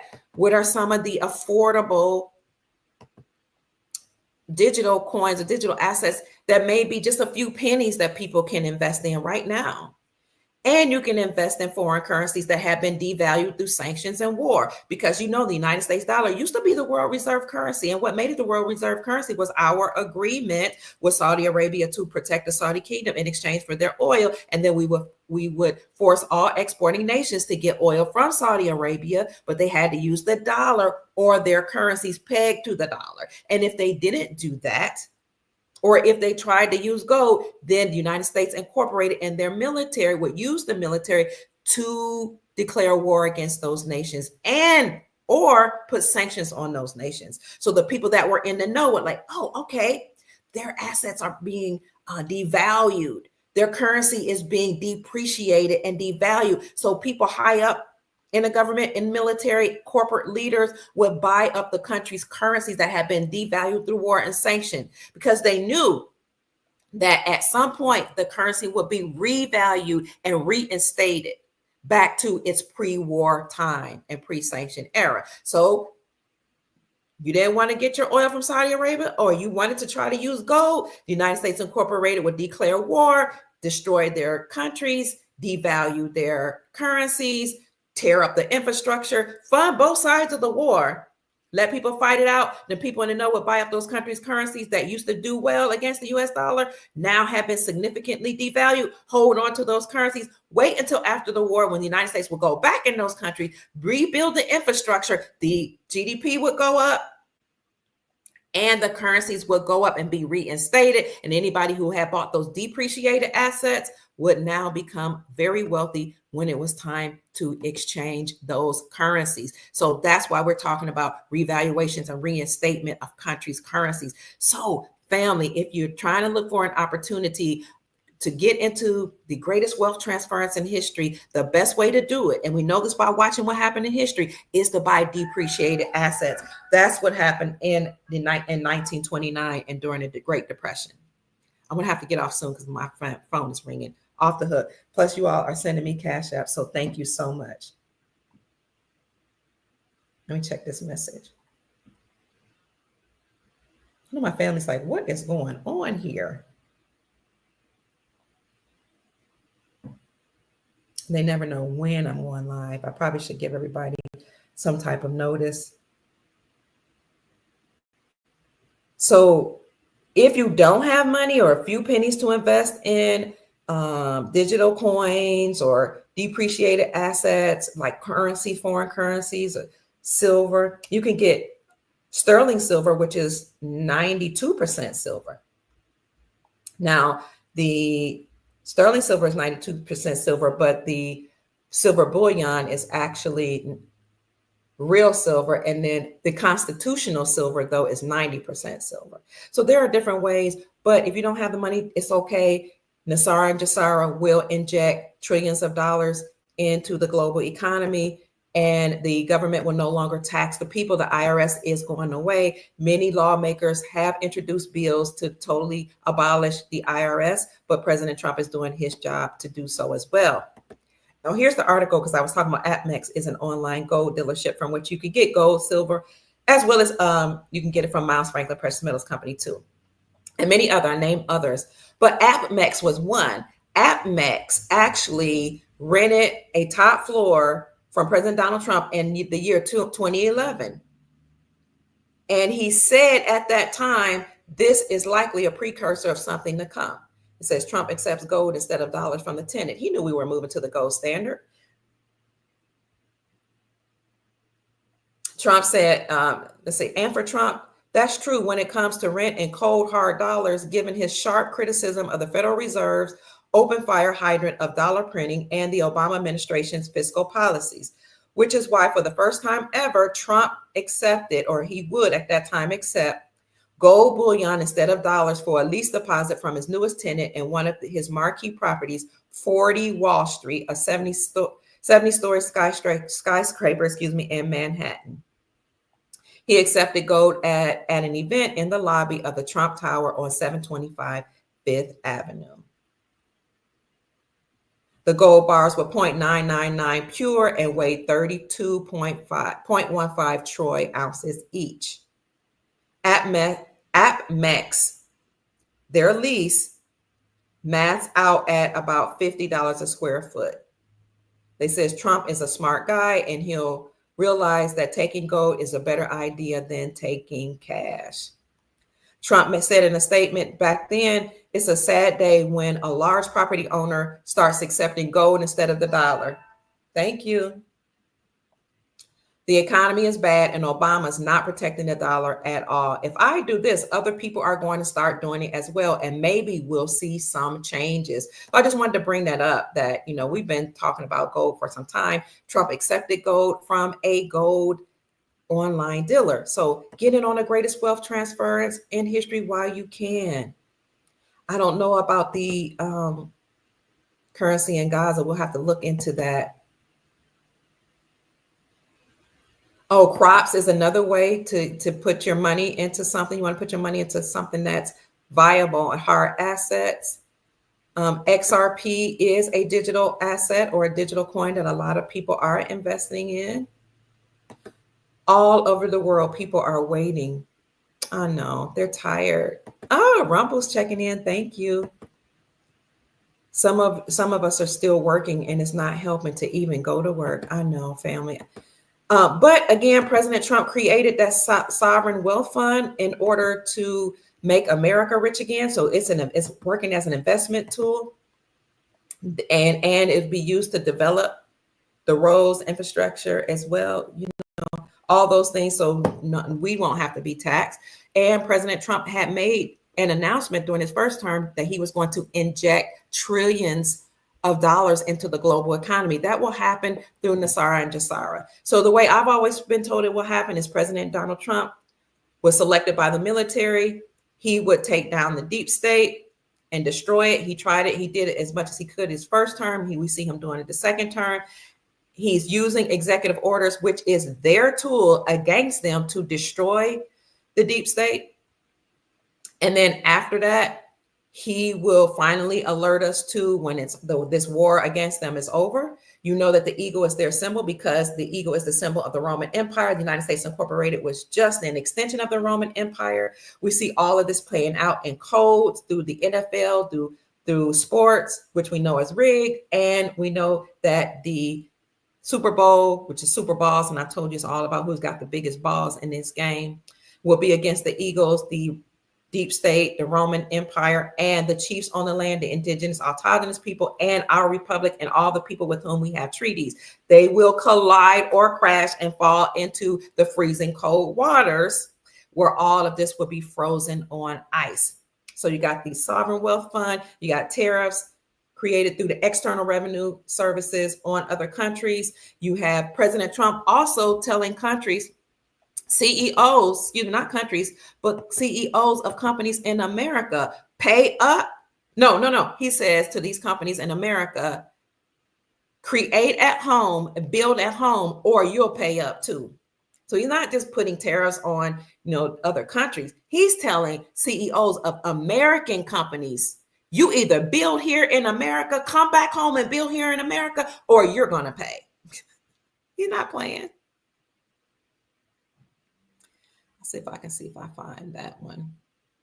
I don't know if I see that article here. I had an article to see. See if you guys can find that for me real quick. Trump tells CEOs, let's see. Yeah. Build in America or pay up. So he's going to create an environment where people, thank you for the Cash App blessing, where people will be able, or companies will be able to come back home. Here's one such article. Ooh. He's keeping his promises, family. Things are going to get better for us. Let's try to stay encouraged, keep our vibrations high, keep an abundance mindset. Here's the article. Here's one of such articles that says Trump has a message to CEOs, build in America or pay up. This excerpt originally appeared in Business Insider today, but you got to pay for that one. President Donald Trump is making sure the whole world knows that America is back and open for business. He appeared via video link to speak at the World Economic Forum in Davos, where he addressed some of the world's most powerful leaders. My message to every business in the world is very simple. Come make your product in America, Trump said. If you don't make your product in America, which is your prerogative, then very simply, you'll have to pay a tariff, he said.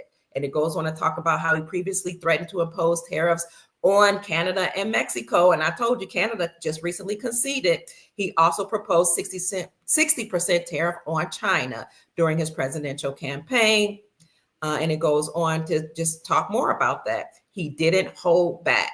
He didn't hold back his frustration. He said, whether you like what he says or not, whether you like them or not, American companies, whether you like them or not, they're American companies and they shouldn't be doing what they have been doing. All right. They need to come back home. He has plans for a corporate tax rate. And I'll leave that up in the description section for you, family, to read at your leisure. So my point in this podcast is just to encourage you, family, to keep your vibrations high. These companies had left and fled to China because, yes, they could get cheap labor. And, as a matter of fact, during the global shutdown, some of those companies that were in China, they knew about the shutdown and they knew that Trump was having trade wars against China. They fled to Vietnam. Those companies that fled to Vietnam made Vietnam's GDP, gross domestic product, go up. So during the shutdown, when everybody else was closed for business, Vietnam's economy was doing well. They were thriving. And Vietnam had created allies and trading agreements with other Eastern Asian countries and other countries. So Vietnam was doing extremely well during the global pandemic.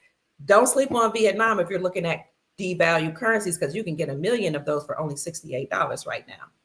And finally, I want to say thank you all for your energy, your time, for all of you being here with all the positivity. Thank you also for the Cash App blessings, Sister Cynthia, Sister Leah Widmeyer, Sister Norma Taylor, Hawkins, Barbara Pittman, Philippa Nicholson, Harold Allen, Sandy Collins, Pamela Heisko, Gina Lee, Cameron Frederick, Audrey's, Chief Mac, Julie Davis, Peter Kirksey, and all of you who support my work. And if you're still interested, my Cash App is $ Mama Kia 13. That's $ MAMAKIA 13. Having said that, family, I hope I've said something to raise your vibrations and inspire you to create the most amazing, magnificent life that you desire and deserve. Go make this a great day, family. We are making America great again and wealthy again. Good day. Peace. I love you. from all my heart.